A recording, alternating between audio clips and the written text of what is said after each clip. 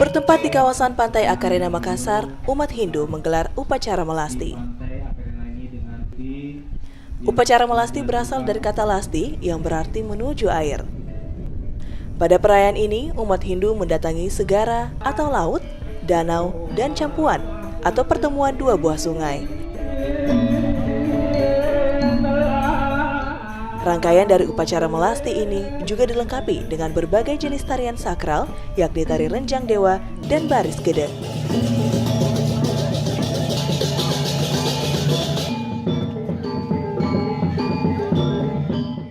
Lalu ditutup dengan persembahan sesaji caru berupa itik dan ayam ke lautan menggunakan perahu.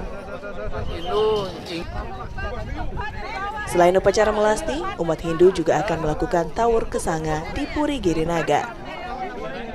Puncak perayaan Hari Nyepi atau Tahun Baru Saka 1939 sendiri jatuh pada hari Selasa, 28 Maret 2017. Arif Tirtana, Kompas TV, Makassar.